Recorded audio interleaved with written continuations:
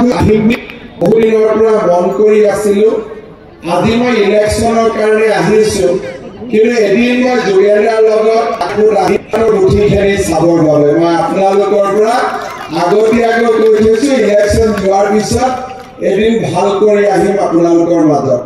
আজি উপস্থিত সকলো ৰাইজকে মই বিহুৰ উলভ জনাইছো নিৰ্বাচনৰ উলভ জনাইছো আৰু সকলো ৰাইজকে মই ভাৰতীয় জনতা পাৰ্টিৰ প্ৰাৰ্থী তপন গগৈ ডাঙৰীয়াক ভোট দি জয়যুক্ত কৰিবলৈ অনুৰোধ জনাইছো শ্ৰদ্ধাৰ ৰাইজ মই অলপ আগতে ইয়াত আহোঁতে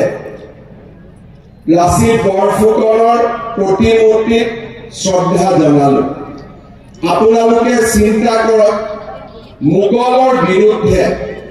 ছত্ৰপতি শিৱাজীয়ে যিমান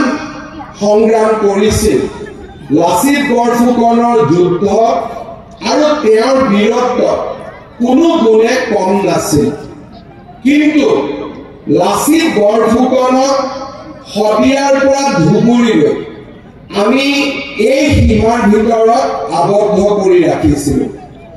আমি চিন্তা কৰা নাছিলো যে লাচিত বৰফুকনক আমি বিশ্বত প্ৰতিষ্ঠা কৰিব পাৰো কাৰণ ইমান ডাঙৰ সাহসী পৰাক্ৰমী বীৰ বিশ্বৰ খুব কম স্থানত জন্মগ্ৰহণ কৰিছে প্ৰচেষ্টা হোৱা নাছিল মোৰ আগত অসমত বহুত মুখ্যমন্ত্ৰী হ'ল চৰকাৰ হ'ল কোনেও চিন্তা কৰা নাছিল আমাৰ চৰকাৰ হ'ল লাচিত বৰফুকনৰ 400তম জন্ম জয়ন্তী ৰাষ্ট্ৰপতি মহোদয় আহিলে প্ৰধানমন্ত্ৰী ডাঙৰীয়াই দিল্লীৰ অনুষ্ঠানত যোগদান কৰিলে 42 লাখ লোকে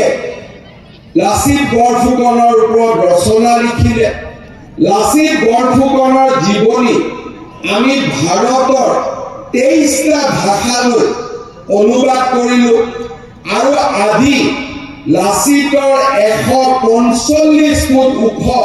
সুউচ্চ প্ৰতিমা হোলোঙা পাৰত প্ৰধানমন্ত্ৰী নৰেন্দ্ৰ মোদী